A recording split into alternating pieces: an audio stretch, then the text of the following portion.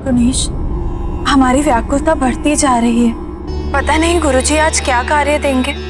गुरुजी आपको कोई भी कार्य देंगे, आप उसे अवश्य पूरा कर लेंगी।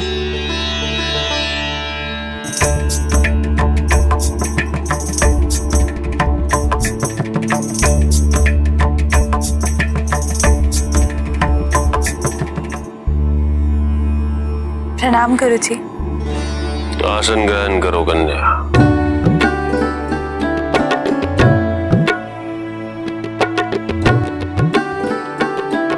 कन्या, मैंने बैठने के लिए नहीं कहा,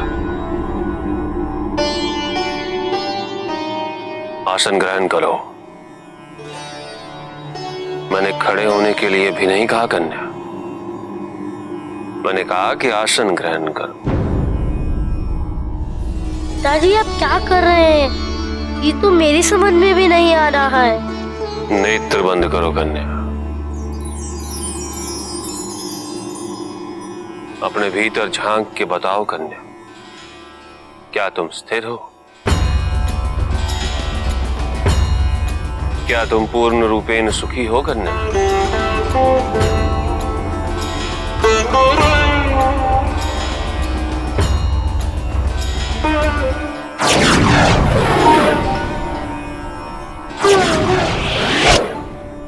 नहीं। नेत्र खोलो। तुम जीवन में कुछ भी कर रही हो, जब तुम स्थिर हो, जब तुम सुखी हो, तब वो आसन है। अपने आप को जानने के लिए अति आवश्यक है कन्या कि तुम अनेक प्रकार के आसन ग्रहण करो। आरंभ करें।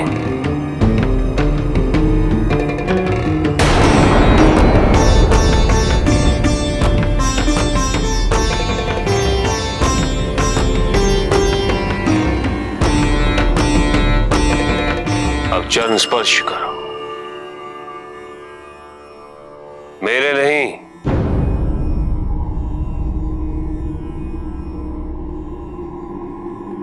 अपने।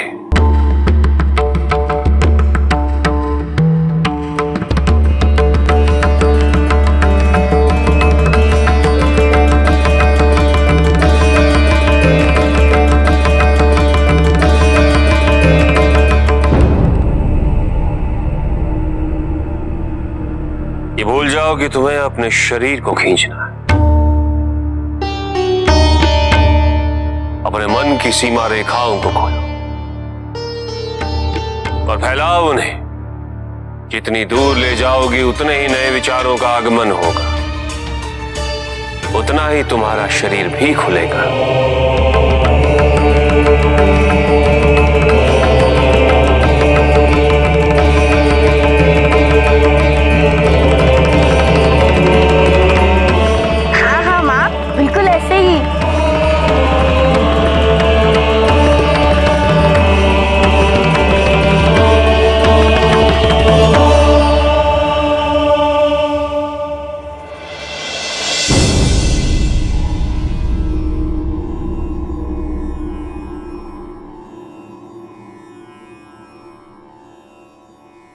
इस वृक्ष को देखो। ये वृक्ष भी हमारे जैसे होते हैं, जीवित। इनका भी जन्म होता है और इनकी मृत्यु भी, किंतु इनका जीवन निस्वार्थ है, स्थिर है, धैर्यवान है। अब इस वृक्ष की ओर अपना ध्यान केंद्रित करो कन्या। अब बिना अपनी एकाग्रता को भंग की एड़ी उठाकर एक पांव पे खड़े हो जाओ।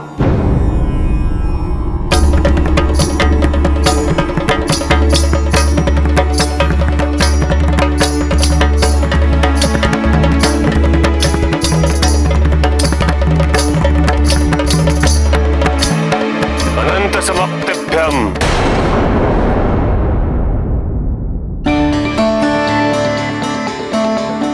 उस वृक्ष से एकाकार हो जाओ कन्या,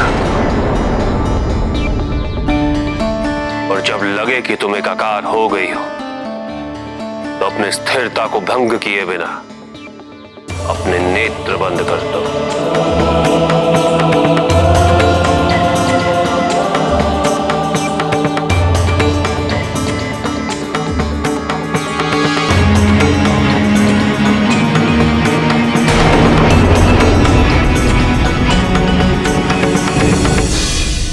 प्रयास करो कन्या,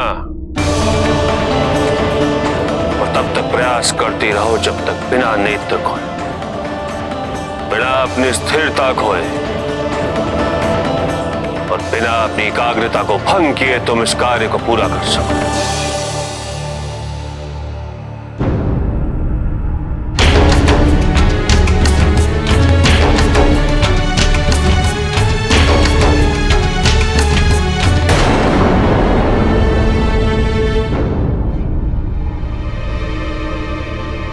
चलो गणेश।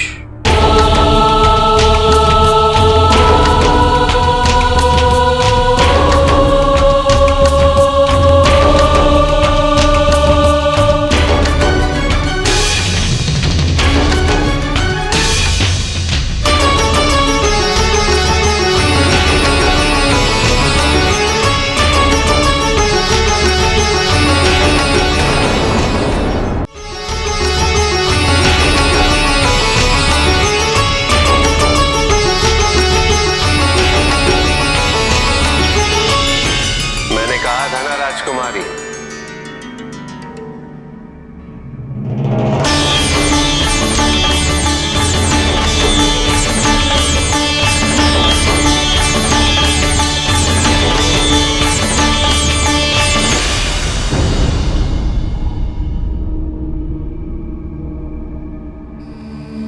ना आपके गुरु से कुछ होने वाला है और ना ही आपसे। आप फिर यहाँ कैसे आ गए? वो मुझे सूचना मिली कि एक विचित्र बगुला यहाँ एक टांग पर खड़ा होकर ध्यान कर रहा है, तो मैं उसे देखने चला है। जाइए यहाँ से। हमारे गुरुजी ने हमें मन को एकाग्र करने का कार्य सौंपा है। एक टांग पर खड़े होकर मन को एकाग्र करना, भला ये कैसा योग है? उससे पूर्व तो आपने भोजन भी बनाया था, सबको खिलाया भी, वो कैसा योग है? क्या उससे आप अपने सत्य के समीप आई हैं राजकुमार? रुद्रासुर, तुम्हारे भाई त्रिशिरा का इसमें कोई दोष नहीं था। वो तो ब्रह्मदेव की तपस्या में लीन था, उसकी तपस्या पूर्ण होने वाली थी, किंतु असुरक्षा से ग्रस्त इंद्र को यह भय हुआ कि यदि त्रिशिरा की तपस्या सफल हुई तो ब्रह्मदेव से वो कहीं इंद्रासन ही न मांग ले। इसलिए पहले उसने अप्सराएं भेजी, किंतु तुम्हारे भाई त्रिशिरा के दृढ़ संकल्प के समक्ष उनका मोह विफल रहा। अंततः इंद्र ने बड़ी निर्दयता से तुम्हारे भाई का वध कर दिया, उसका शीर्ष काटकर। फिर अब राजभवन क्यों जा रहे हैं पिताश्री? ये तत्काल इंद्रलोक जाना चाहिए। अपने भाई के हत्यारे उस अधर्मी इंद्र का शीश काटने हेतु। नहीं वृत्रासुर, तुम इंद्रलोक नहीं जा सकते। देवताओं का और असुरों का युद्ध शीघ्र ही आरंभ होगा। असुर राज जलंधर के साथ इस युद्ध में सम्मिलित होकर इंद्र को पराजित करो। मुझे किसी जलंधर के साथ सम्मिलित नहीं होना है पिताश्री। इंद्र मेरे भाई की हत्या का अपराधी है, इसलिए उसे दंड भी मैं ही दूंगा।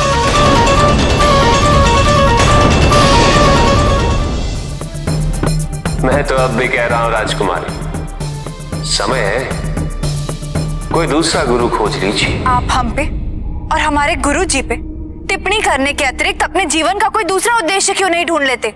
मेरा उद्देश्य तो आपका हित था देवी, किंतु यदि आप भटकना चाहती हैं तो भटकिए, करते रहिए प्रयत्न, किंतु स्मरण रहे इससे आपको कुछ प्राप्त नहीं होगा।